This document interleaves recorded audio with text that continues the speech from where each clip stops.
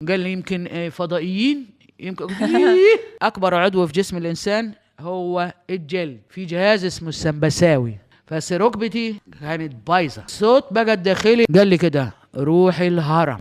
ما فيش دقيقتين ولقيت حاجه بتعتمل هنا في الصوت، زي ما اكون هغني.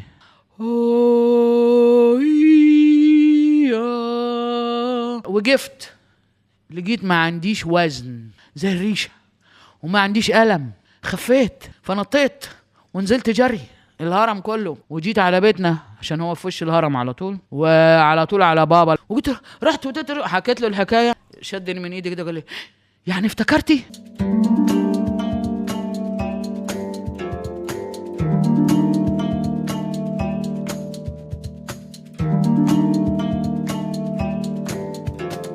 معانا النهاردة شهرزاد عويان، متخصص الاستشفاء بالطاقة، وهتحكي لنا عن الطاقة باللمس. أهلا يا شهرزاد.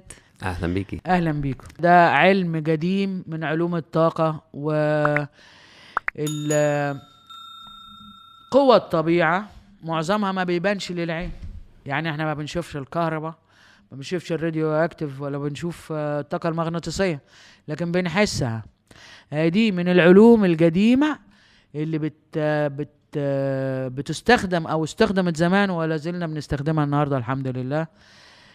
انا شفت عليها معجزات، يعني الاعمى فتح، والعاجر خلفت، واللي في كرسي بعجل قام مشي. العالم مقسوم لنصين، ناس بتستريح مع الدكتور والدواء، وناس بتخاف من ده وبتحبش تعمل غير الطبيعي. فاحنا بنتكلم مع الناس اللي بتمشي مع الاستشفاء والعلاجات الطبيعية اللي من الطبيعة. طبعا الاتنين كويسين، فاحنا بنكلم الناس اللي هي ايه بتحب تمشي مع الحاجات الطبيعية. فدي مادة سهلة وبتفيد اللي بيعالج. يعني معظم المرضى لما بيتعلموا وبيعالجوا هم كمان يعني كانوا عيانين بقوا ممارسين، لأنه سهل التعلم، وهم كلهم 18 خريطة، وأصغر من سن 8 سنين ينفع يتعلم، وأكبر من 80 سنة ينفع يتعلم. العلم اسمه الاستشفاء بالطاقة الحيوية الجسمية. علم يعني آية من الآيات، يعني باللمس على الهالة بالأصابع الوسطى والسبابة، وملهاش أي تأثير سلبي بالمرة، لأنها ما بتتضمنش أي ضغط على الجسم، وبتعالج الأمراض المزمنة. يعني ما فيش لا أدوية ولا دهان ولا يعني ضغط ولا مساج ولا أي حاجة. الشغل كله من على الهالة بتاعت الجسم، وبنلمس بأصابعنا الوسطى والسبابة على الهالة. لازم تكون خفيفة، عشان كده سميناها لمسة الفراشة، لأنك أنت بتلمس زي خفيف زي الفراشة. فين اللمس؟ بيكون على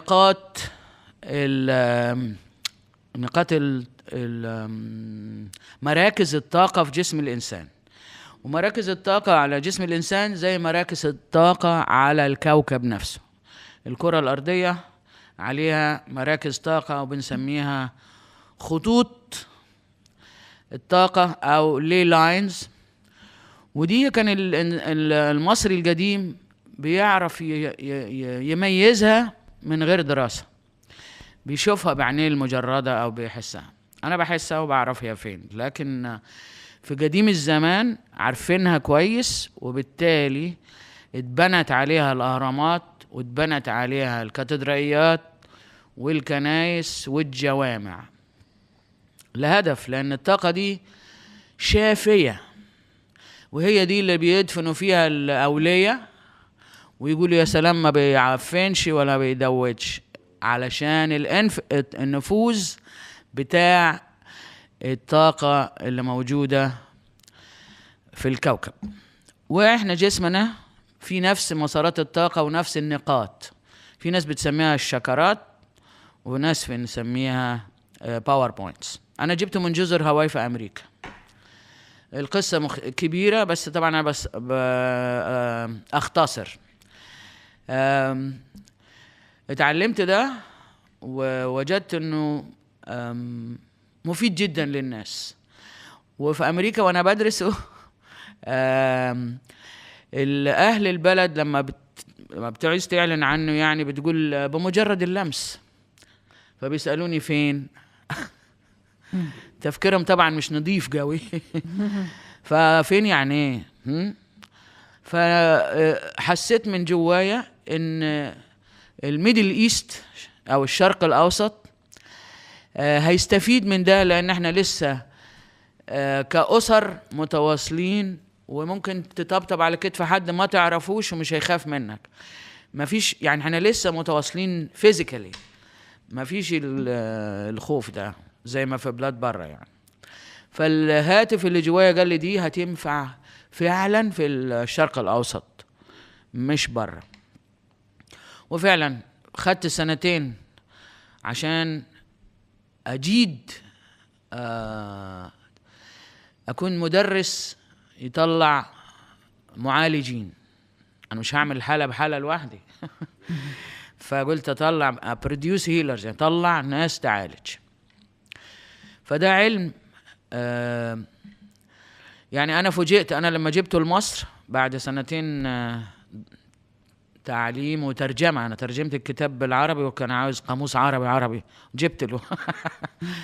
فبعد ما جبت العلم ده لمصر سنة 2000 وبوريه لبابا، بقول له شفت جبت ايه لمصر؟ فهو كان وحيد ابوين. وحيد الابوين مالوش جيش علشان يعني مالوش اخوات تاني، لكن هو اصر ودخل واتطوع ودخل الجيش وفي الحروب القديمه دي 54 ولا 52 و67. فايه انا بنافسه كحد في حب مصر، فبقول انا كمان شفت جبت ايه لمصر. فخد مني الكتاب بكل اهتمام وبص فيه وراح قال لي ده من هنا. قلت له لا طبعا لا، ده انا جايباه من اخر بلاد ربنا في الناحيه التانيه في الكوكب. يعني ايه من هنا؟ يعني ايه؟ راح ازاي؟ فقال لي اصلا الناس بتوع هاواي الهوايان بيبل اصلا من هنا، وتركوا من الضغوط السياسيه مشيوا من خلال البحار. وفعلا اتاكدت من القصه دي وعندي دوكيومنتس. العادات والتقاليد بتاعت هنا لسه ماشيه هناك، والاسامي يعني مش هتصدق. المهم فهي طلعت متاخده من هو قال لي مش مصدقاني روحي شوفي معبد إيزيس، معبد حورس في كاجيمني في سجارة. وفعلا رحت ولقيت على الحيطان زي ما هو مكتوب في الكتاب ومرسوم. فطبعا فوجئت.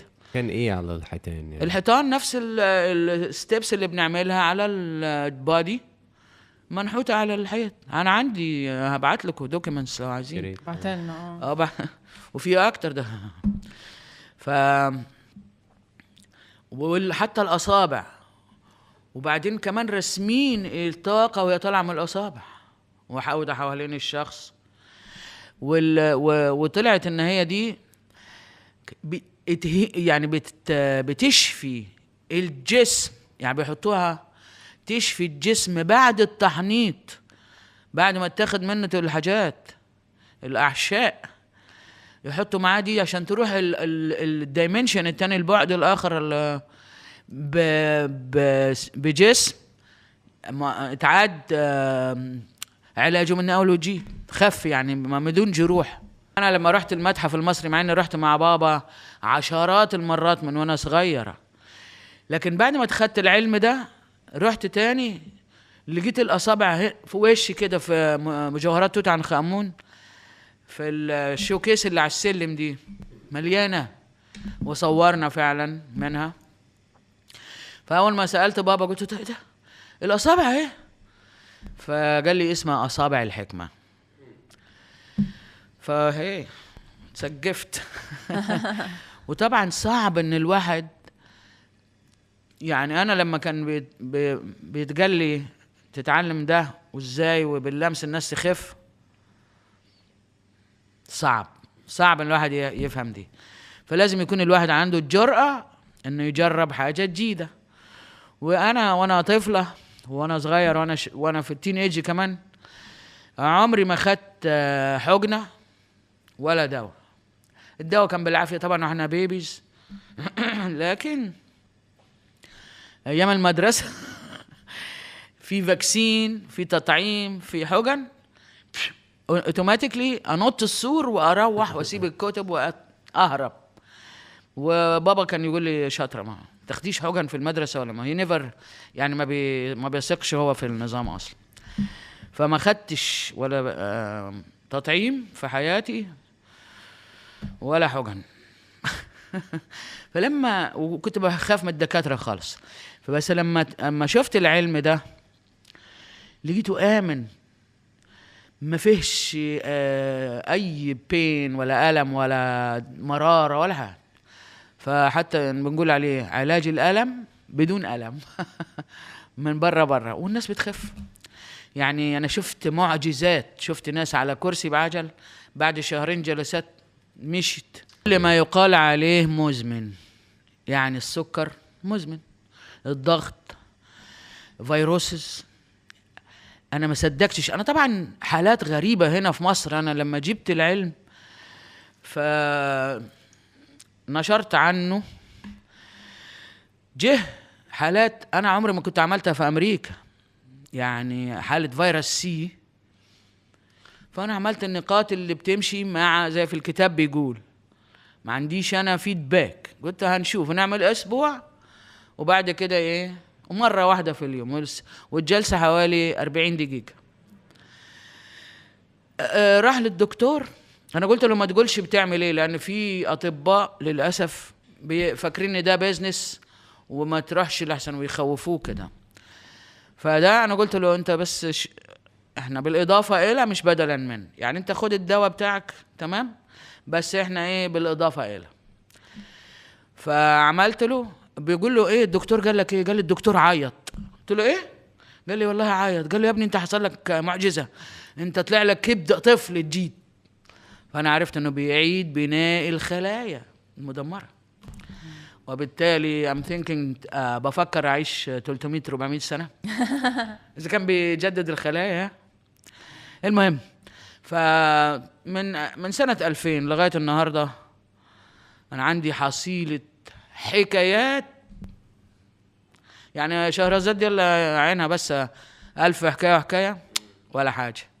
احنا عندنا ألفات من الناس اللي من شيء لشيء، من أعمى لفتح، من خامل بقاله 4 سنين ما بيخفيش غير بيرضع بس، وبعد الجلسات فتح واتكلم مع الناس. عارفة خامل يعني ايه؟ زي البيض حيوان خامل، يعني ما بيتحركش بس عايش. برين دامج، انا كل الاطباء قالوا لنا، وده انا تحدي ده قالوا ان خلايا المخ ما بتتعادش، لما بتتدمر ما بتتعادش. لا، بنلمس على الراس من بره المخ بينمو تاني. وعندنا اطفال كتير ممكن اديلك فيدباك عليها اتعالجت من الضمور المخ وعايشه حياتها طبيعي وراحت المدارس وبقت تمام التمام. لكن الماده نفسها موجوده وسهله وملهاش اي اضرار، واللي حد عنده اقل من 8 سنين ينفع يتعلم، واكتر من 80 سنه ينفع يتعلم، لانها سهله التعلم بسيطه، بس ما تستبسطهاش. لسه بتعلمي ناس؟ يعني لما بتكون ارجنت حد لازم يتعلم، عايز يتعلم، انا عشان ما عنديش وقت اعمل جلسات لحد خلاص. انا جربت الفكره والناس خفت وبس، وهذا العلم مليان في امريكا وفي كل حته دلوقتي. اسمه ايه في امريكا برضو؟ اسمه بايو تاتش. بايو ماجنتيك تاتش هيلينج، هو الاستشفاء بالطاقه الحيويه. ايه الفرق ما بينه وبين البرانيك هيلينج والريكي مثلا؟ ايوه، هو من عيله الريكي، بس الريكي مثلا ممكن تقولي كي جي 1، لكن ده التوب. ايوه انا جربت الريكي وخدت ريكي. الريكي ممكن يعمل لك ريلاكس، ما فيش ستريس، لكن some wheelchair people, viruses, bones problems, brain damage, الزهايمر. انا ممكن اعمل لك ليست بيعالجها. اسلوبها بقى بتشتغل ازاي؟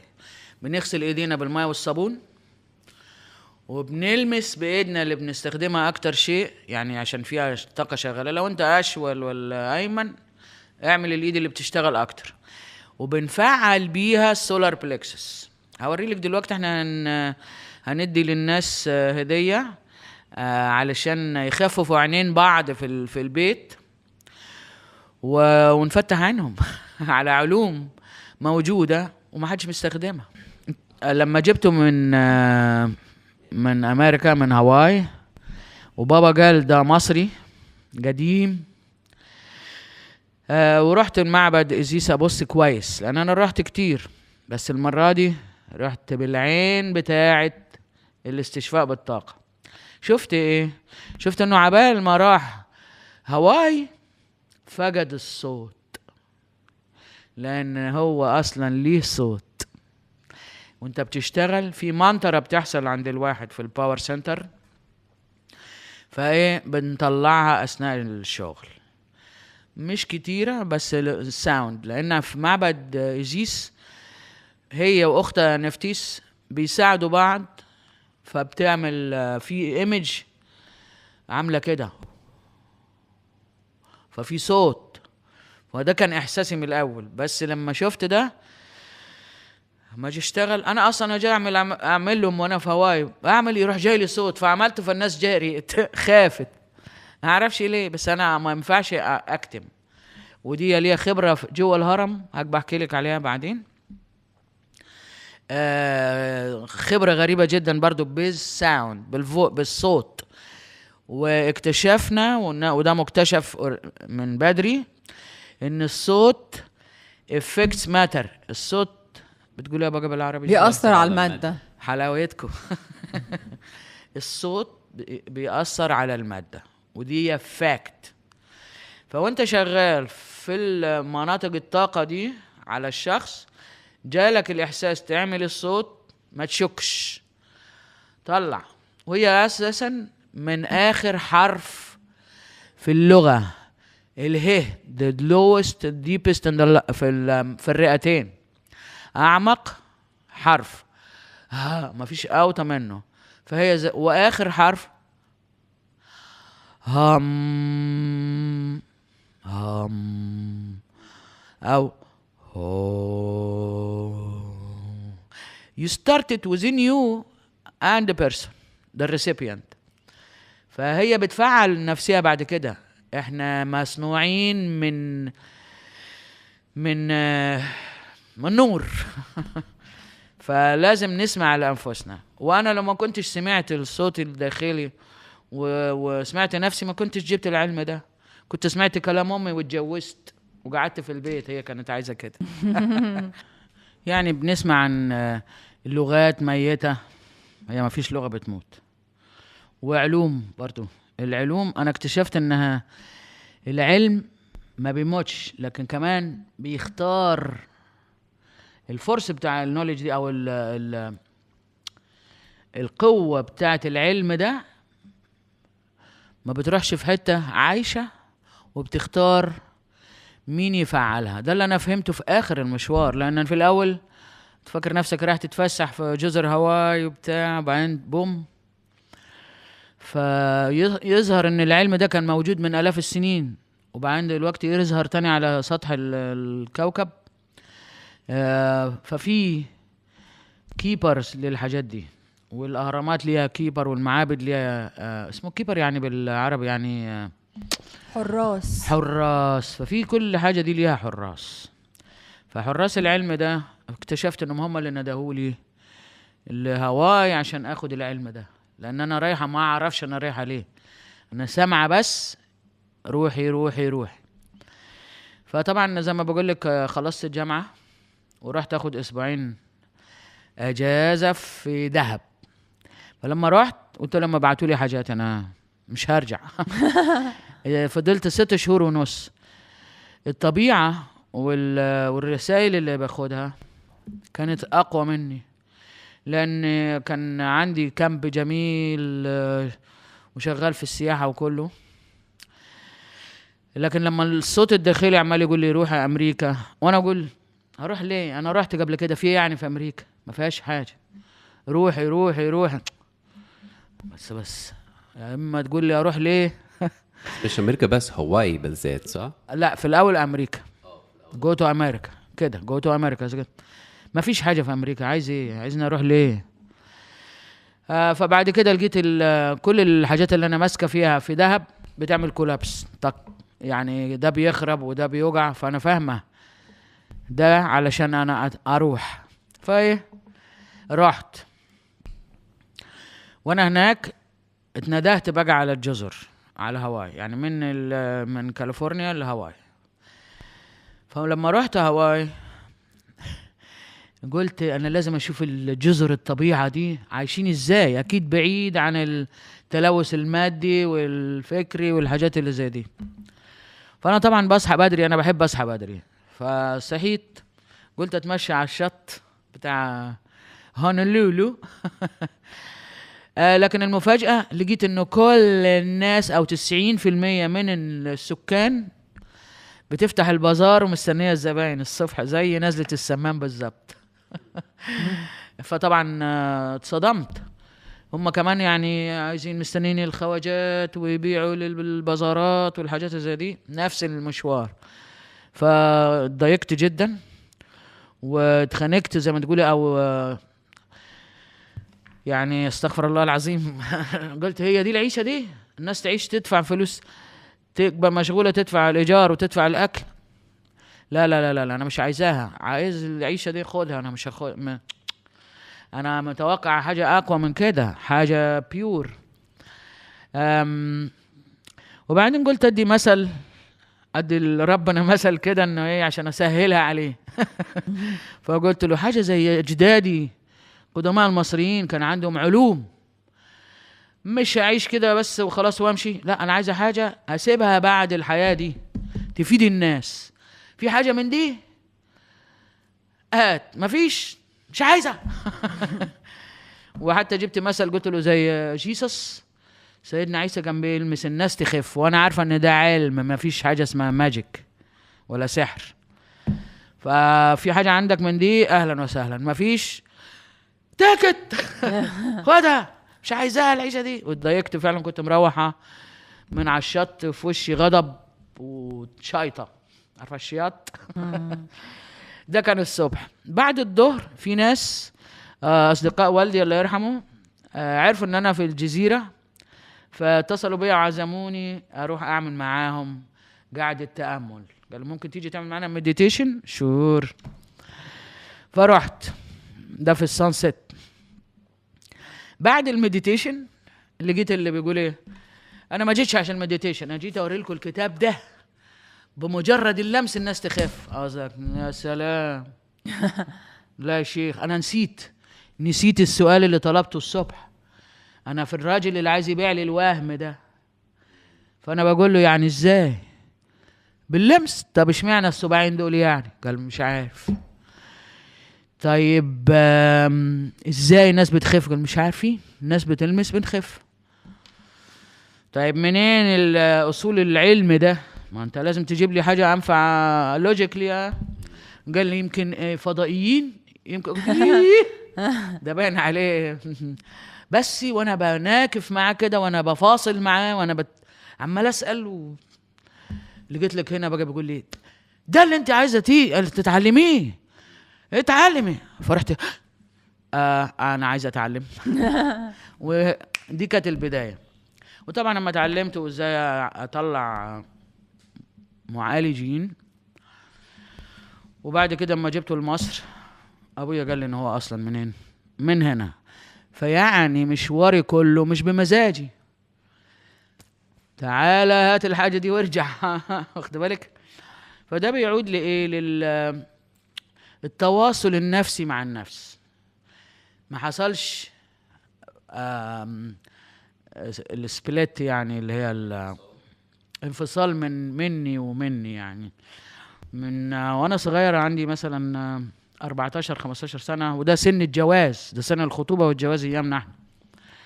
بس ركبتي كانت بايظه، مش عارفه ادوس. فطبعا ماما وبابا قالوا انت ما هتتجوز ازاي دي؟ هتقعد في جرابيزنا دي. لازم نشوف دكتور يعالجها يعني. فاخدوني للدكتور، فراح قال لازم نفتح. انا بقى ايه تفتح ايه؟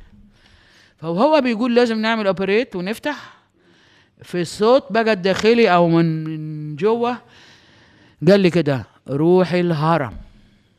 فانا بقول اروح الهرم ايه؟ انا قادر امشي، انا بعرج، هرم ايه ده؟ ايش الصوت ده جاي منين؟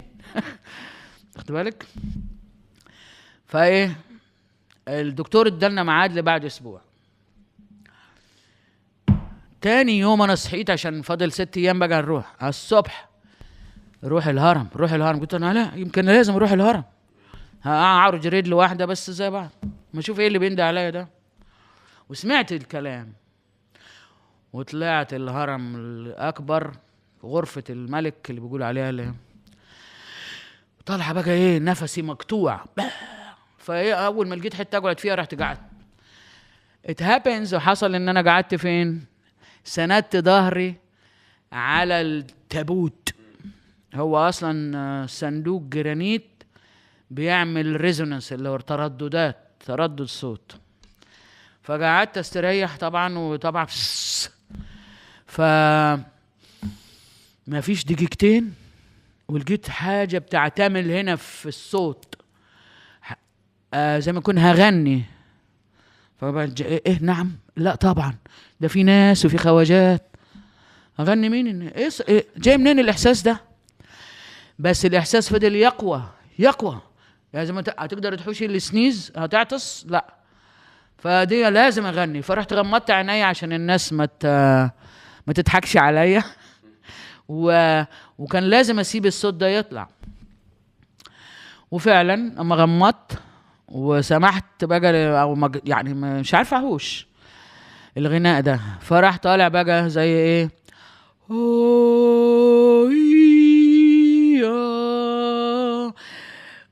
الصوت طالع، وبعدين بيعمل فايبريشن وريزونيت، بيعمل كده في الألم اللي في ركبتي.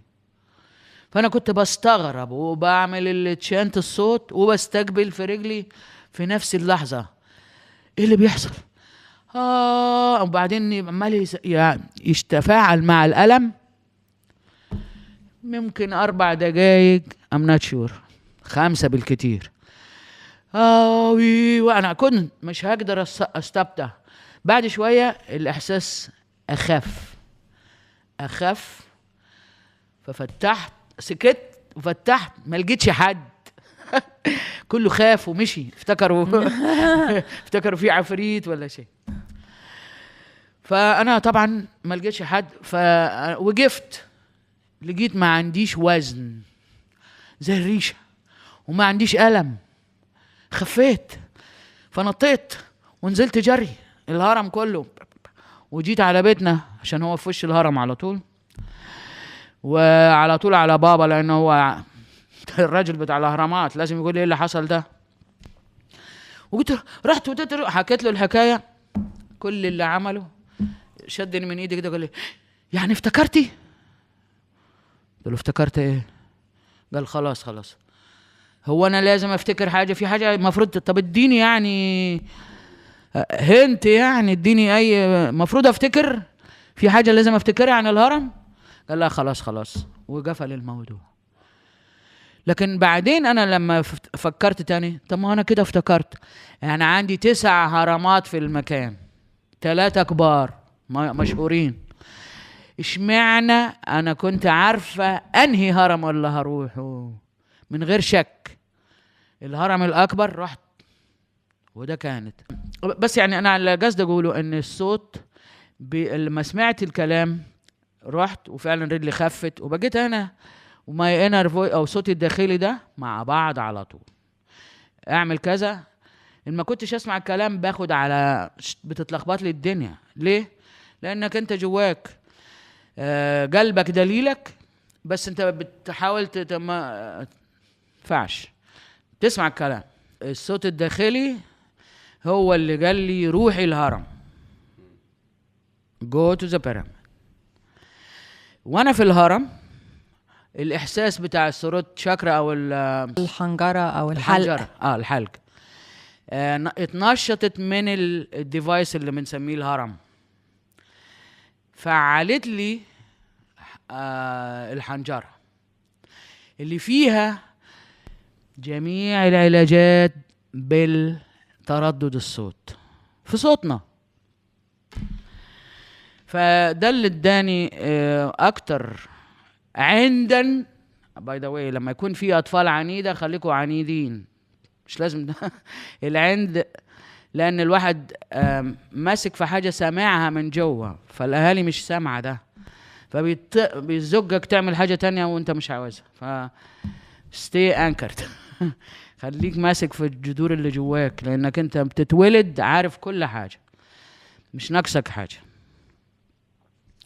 فده اللي خلاني دايما مع الصوت الداخلي. وبالمناسبة الحمد لله يعني الناس اللي عندها أصوات بتسمعها لكن سلبية أو بيفتكروها أنتتي، وممكن تمشيهم، يعني هم مش عارفين بيسمعوا الصوت ده منين، ممكن يكون وسواس او باراسايت بتتغذى على العقل وبتتعب وبتضعف الجهاز المناعي اللي الناس بتقول عليه وسواس.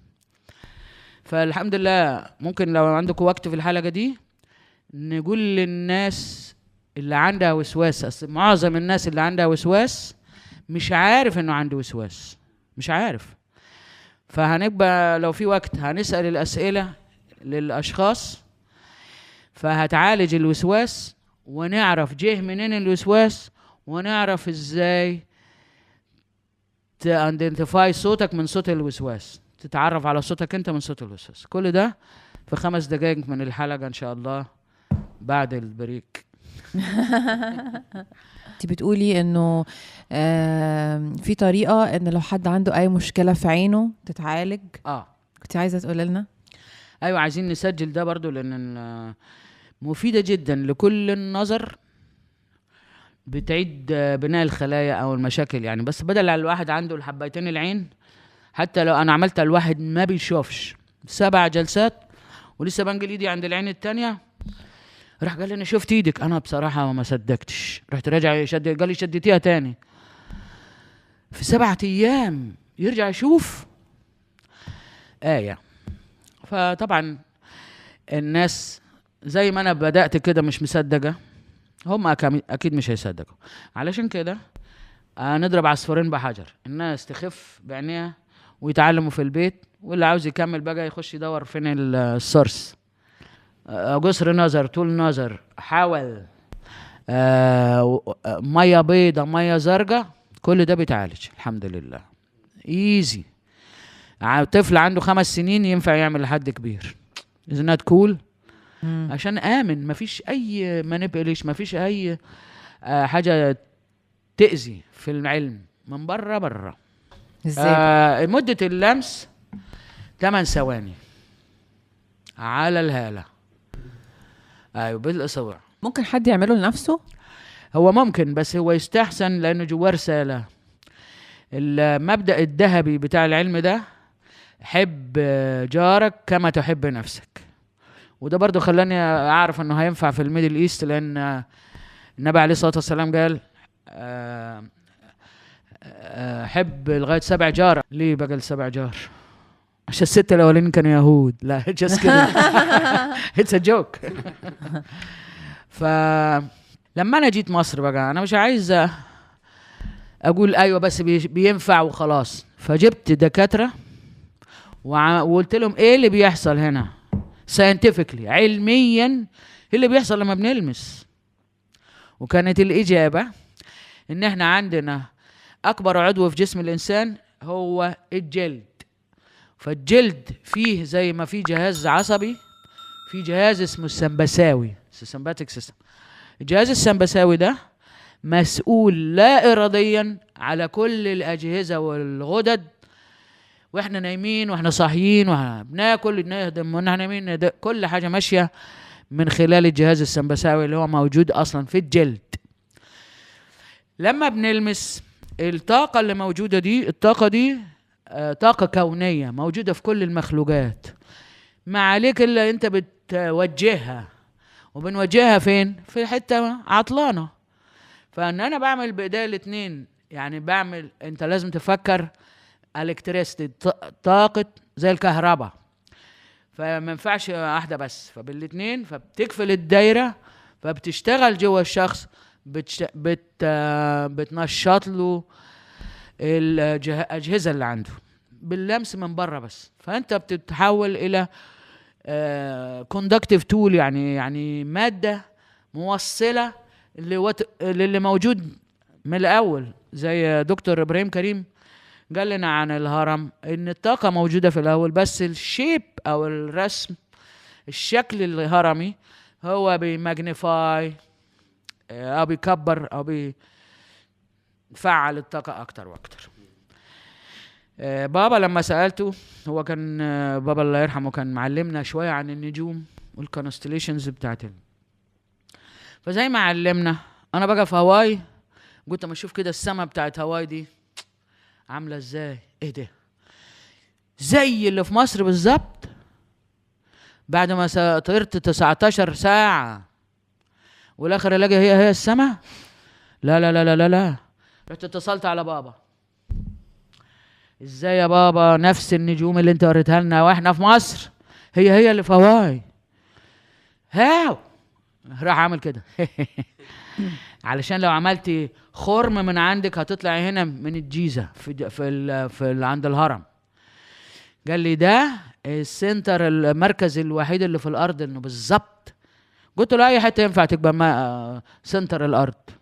قال لي لا، ده بالدقيقه والثانيه، الساعه 12 هناك الساعه 12 هنا، 12 hours 12 ساعه بالظبط بيننا وبين هواي.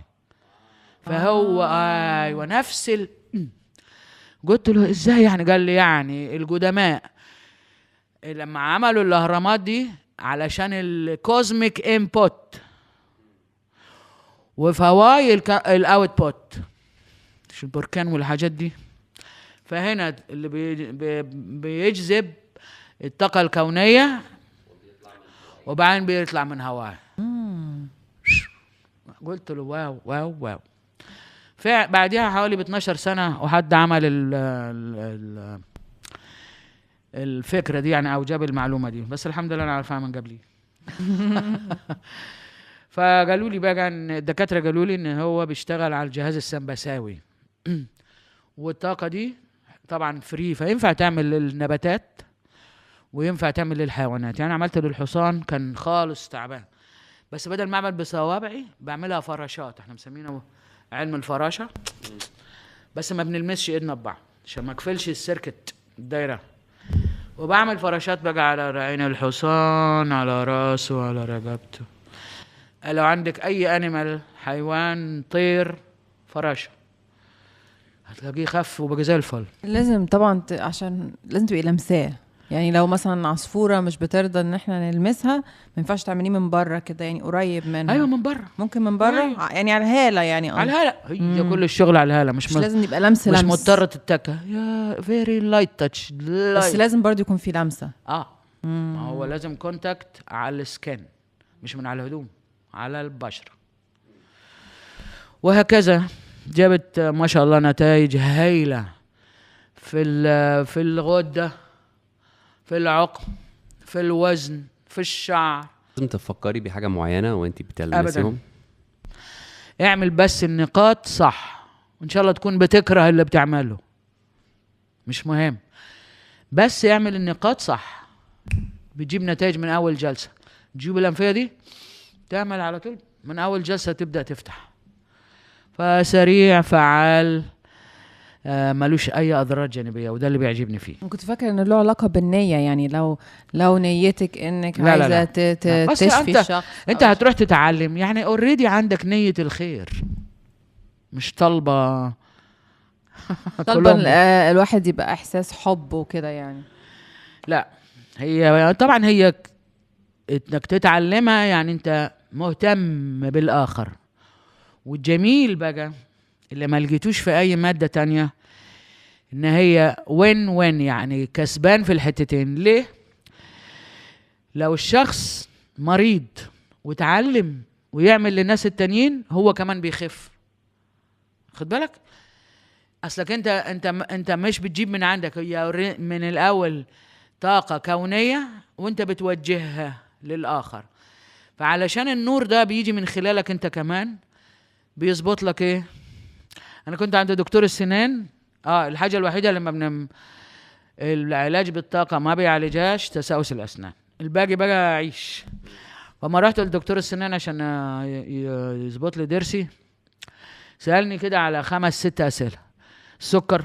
قلت له لا. هو بيقول لي عندك كم سنة؟ قلت له 63. السكر ايه؟ قلت له ما عنديش. الضغط يا عم في ايه؟ طب مش عارف عدي لي 5 أنواع أمراض.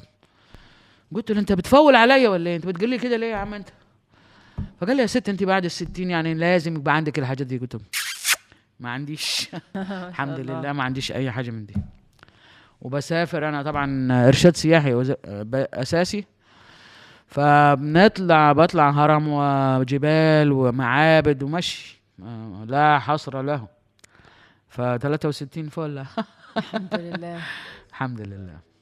بس فده الجانب العلمي بتاع الماده، مش انه بس بيتلمس وخلاص والناس ليه بيتخف؟ عشان الجهاز السمبثاوي اللي في جسم الانسان اللي هو موجود في الجلد، فلما بنلمس بنوصل الطاقه الكونيه دي للشخص الاخر. effortless. ملهاش علاقه بالترددات كمان؟ يعني الواحد لو تردداته عاليه يعرف لا ما فيهاش اي تخمين، فيها تمشي ورا النقاط وتعمل صح، وخصوصا لما يكون المدرس بتاعك كويس. ايوه انا عشان يعلموها لي خدت شهور وبلابس كالوداني لكن انا لما جبتها مصر، هو انا على فكره عزمت اعضاء الفاونديشن في هاواي، ولما عرفوا ان ده مصري قديم وشافوا شافوا الصور اللي جبناها من المعبد والحاجات زي دي، وبابا خدهم المتحف وورى لهم المتحف وشافوا الاصابع، فقالوا ده اكيد مصري قديم. وكاتبين عليه في هاواي ancient Egyptian healing technique that goes back to more than 7,000 years، يعني علم مصري قديم يعود الى 7,000 سنة. منشور فين؟ في جزر هاواي. Isn't it cool؟ It's so cool. وبعدين زي ما بقول لك شفت في براغ ايقونات وتماثيل بالصباعين دول. في تركيا، هنا في مصر، وفي الهند. وجيسس سيدنا عيسى شفت ايقونات كتير. عارفه كمان الكنيسه المعلقه اللي في القاهره في ايقونه انا لسه ما صورتهاش، كل ما اصورها ما اعرفش اودي الصوره. مصلوب وبس في اخر صوابع عامل الاثنين دول كده. ايوه دي مدرسه. انا في اعتقادي ان سيدنا عيسى رجع لمصر وهو شباب عشان ياخد العلم ده من إيزيس، مدارس إيزيس. ايوه ده من مدرسه إيزيس. ايوه وإيزيس معروفه بالهيلينج، بالعلاج بالشافيه، وطبعا بالسحر ما اعرفش ايه. بس طبعا معظم الناس بتقول على الحاجه سحر لو هم مش فاهمين ايه دي. طب ما هو ده لما تقول لما ايه يعني لما تلمس حد نظره يرجع يعني، طب ما هو ده سحر اهو. لو انت عايز ما فيش سحر، في علوم. العلاج ده كان بيحصل في المعابد وفي اي مكان؟ بتاخد يعني انت لما بتدخل معبد بتشوف نحله، معظم المعابد عليها النحله والنسوتي بيد اللي هي النبته، نبته ونحله. طبعا في الاكاديمي بيقولوا لنا دي الاداره والقوه والحاجات الرويال عشان النحل. لا هي وظيفه النحله ايه؟ مش البولن بتلقى التلقيح ده ولا من البولن اللي ما هو انت بتدخل المعبد بتاخد نوليدج، انيشيشن نوليدج، وبتطلع تتفاعل مع الناس. فده كانت العلوم دي في المعابد. طب هتقولي لنا بقى على ازاي ايه النقط اللي في جنب العينين اللي انتوا محتاجين تقعدوا حد ونعمل له العين. انا هشتغل قدامك وانتوا ايه تسجلي. اوكي لو بالتليفون ينفع. دلوقتي هناخد خريطة العين، ودي بتعالج اي مشاكل في العين، النظر، المية البيضاء، المية الزرقاء، حتى الحول بيتعالج. فبأربع نقاط بسيطة جدا ينفع كلكم تعملوها في البيت، وجرب وهتشوف. اهم حاجة تكون اللمسة لمسة فراشة خفيفة جدا، بس لمسة. هنبدأ ازاي؟ بنغسل ايدينا بالماء والصابون زي ما انا غسلت كده، وبعدين بألمس بايدي اللي بستخدمها اكتر شيء فين؟ على فم المعدة، ودي اسمها بلغة الريكي الضفيرة الشمسية. فانا هلمس عندك على الضفيرة الشمسية ستريب من النص ده. بنلاقيها ازاي؟ تحت القفص الصدري في الحتة السوفت الطرية دي بتاعت الفم المعدة، وبلمس عليها وبتأكد ان المستقبل اللي عندي مش ماسك، مش قافل ايديه ولا رجليه. مدة اللمسة البسيطة دي 8 ثواني. احيانا وانت بتعملها ممكن تعمل لو حسيت ما حسيتهاش بلاش، اعمل اللمسة بس. الخطوة اللي بعد كده هي الايد بس على الكتف الشمال، وليها دعوة بالدورة الدموية والقلب. ما تلمسش ايديك ببعض. جنب الرقبة بحوالي بوصة على العضلة دي، وبحط ايه؟ مهم ايديا ما يلمسوش بعض، مهم ما المسش الحالة بتاعتي غير بايديا بالصوابع، والحالة نفسها ما تكفلش الايدين ولا الرجلين. اوكي كده احنا عملنا الاكتيفيشن بتاعت المجال بتاع الشخص. دلوقتي هنعمل الخطوات بتاعت النظر. هم 4 نقاط، دايما في نقطة ارتكاز والنقطة التانية بنشتغل بيها. نقطة الارتكاز بتاعتي لازم تكون على العصب، نقطة العصب البصري. فين دي؟ نلاقيها. هنلاقيها ازاي؟ بنتبع ركن العين. عايز تجي من ناحية النور؟ بنتبع هنعمل هادي بقى. ركن العين نفس الخط بتاع الدراع بتاع النضارة، نفس الخط. تلت الأذن بوصة، بعديها هتلاقي ايه؟ تعريجة كده. دي نقطة العصب البصري، لازم نلاقيها عشان نثبت عليها بعد كده النقطة اهي. عرفنا هنلاقيها ازاي؟ هتبع ركن العين خط مستقيم زي الدراع بتاع النضارة، بيعدي تلت الأذن، تلت، وبعد كده بوصة بلاقي ايه؟ نتوءة اهي. دي بثبت عليها، لازم تلاقيها الأول وبعد كده بتثبت عليها.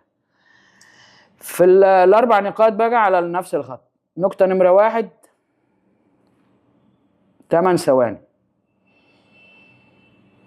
خفيفة جدا جدا. نقطة نمرة 2 ما بين ركن العين والأذن في النص، بس نفس الخط.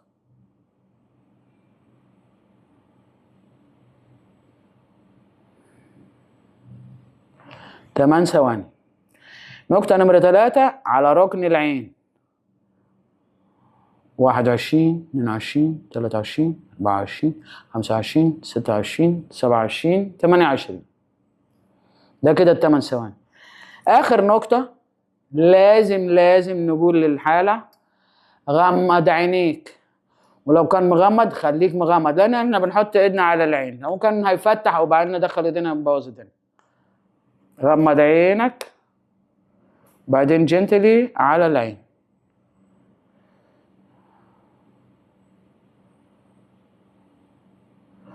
It's good to repeat. كويس انك تعيد. فاهو عيد على النقطة، ولازم اعمل العينتين حتى لو عين وجعانة وعين لا، لازم الاتنين. فهنعمل العين التانية تاني. لازم الاقي نقطة العصب البصري. الاقيها ازاي؟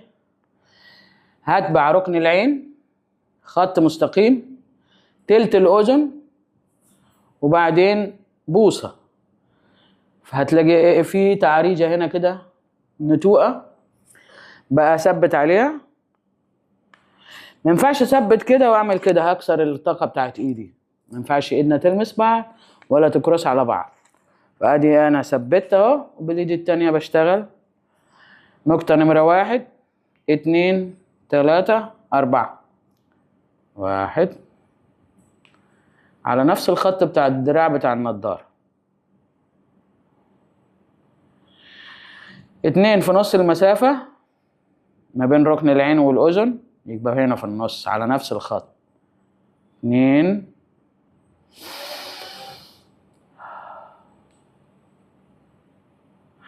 نقطة نمرة 3 على ركن العين.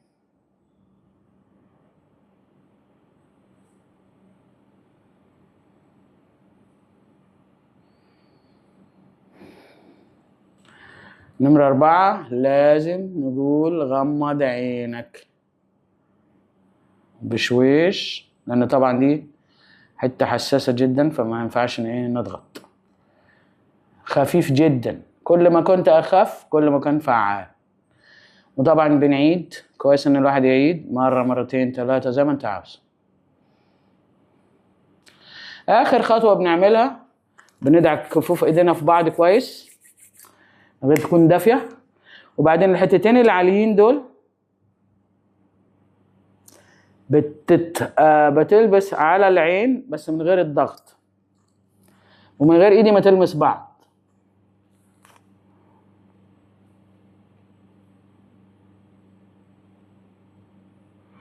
دي اسمها فراشة. كده ما بنعدش 8 ثواني و10 ثواني، بنسيب ايدنا لغاية ما نحس ان هو، عشان دايما بيكون في مثلا فايبريشن، سخن، ساقع، حاجة حاصلة تحت ايدينا، فنسيبها كده حبة حسب احساسك الممارس احساس.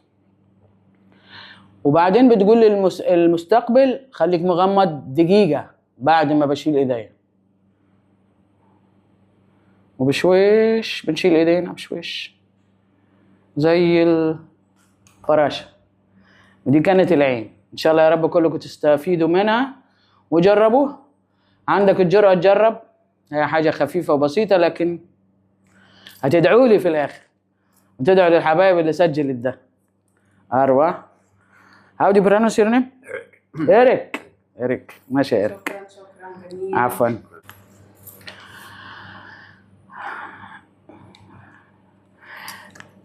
بعد ما بنخلص الجلسة بنغسل ايدينا، فلازم بنغسل ايدينا قبل وبعد السيشن.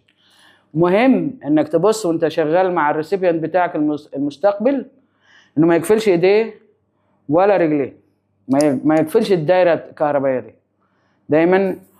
ولو كانت بتعمل لابنها ما تحطوش على رجلها وتعمل له، لان كده بقت طاقة واحدة. لازم يكون على مكان وانت في مكان وبتلمس هكذا. اوكي. ازاي نخلص من الوسواس؟ طيب ايوه، ازاي نكتشف اذا كان الاول عندنا وسواس ولا لا، وبعدين لو كان عندنا الوسواس جه منين ويمشي ازاي، وكمان ازاي اعرف صوتي من صوت الوسواس. اولا انا بسأل الناس اللي تعرف ازاي اذا كان عندها وسواس ولا لا. اول ما النوم بيخلص نصحى من النوم، الناس اللي بتفضل في السرير واول حاجه بتحصل سؤال صوتهم الداخلي بيسالهم هنعمل ايه في مشكله كذا كذا. يعني بتفتح بيجيب لك المشاكل بتاعت امبارح واول امبارح ودي، ومفروض انت تحل المشكله. فلو انت بيجيلك الصوت ده او الاسئله دي وبعدين كمان بنرد هحلها بالطريقه كذا كذا، نفرض ما نفعش ويفضل بقى جدال، احاول كده طب يمكن كده، ولو لقيت حل تلاقي ما فيش حل، ما بتخلصش. المحادثة السلبية العقيمة دي ده يعتبر ان فيه وسواس. جه منين؟ سؤال حلو. جه من خيبة الامل، disappointment. خلاص بقى عندي امل، الامل عالي، هاي هوب اهو، وبعدين كل حاجة وقعت. فالاربعة بادي بتاعتنا الايموشنال فيزيكال والمنتال والسبيريتشوال، او اللي هو العاطفي والفيزيائي والعقلاني والروحاني، كله بيوجع في نفس الانفايرمنت المره دي. فمن الواحد ما بيعرفش يفكر. ليه بقى بيجي يحصل من خيبة الامل؟ بيجي بقى الايه؟ الوسواس. نتخلص منه ازاي؟ ودي وصفه جايه من الهند يعني ما حدش راح في حته، انا اللي رحت وجيت. ازاي؟ في حاجه اسمها فاير بريث، التنفس بطريقه زي المنفخ بتاع العجله. اول ما بنفتح من النوم، اول خلاص ما فيش نوم، ما نستناش في السرير، ولازم نسيب الغرفه كلها، لان من كتر ده عملنا بورتال، عملنا طاقه بتتفتح. اول ما نفتح تيجي جايبه علينا كل الحاجات اللي السلبيه اللي متحوشه. فانا بسيب. طبعا لو انت هتغير اتجاهات السرير وتخلي ناحيه الشرق والغرب، ده لو مش هتغير الحاجات دي، بتسيب المكان وبتقعد في مكان مريح، ومش الحمام. مريح بس مش الحمام. وبنقعد وبنعمل 25 مرة تنفس بعمق من البطن الأسفل، كله من الأنف. باخد بالبطيء وبملى خالص زي ما الطفل كان بيتنفس، بيملى كل البطن الأسفل والبطن الأعلى مع بعض. فباخد نفس 5 مرات على قد ما اقدر، وبعدين بطلع النفس برضو زفير لآخر حبة هوا، وتاني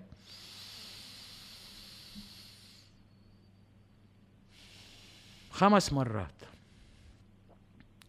بعد ال5 مرات بعمل 20، او لو الناس مش قادرة تعمل 20 تعمل 15. يعني المهم اصلا هي بتفتح الكراون شاكرا يعني دوخ. فبنعمل ايه؟ التنفس السريع. بتملى برضه البطن الاسفل وبتسكويز الهواء، بتطلع اكسهيل او شهيق وزفير على الاخر. فبيبقى 5 بطيء، بملى خالص البطن وبطلع، وبعدين 20 سريع. ده بيمشي وبعديها بتعمل 5 اومز.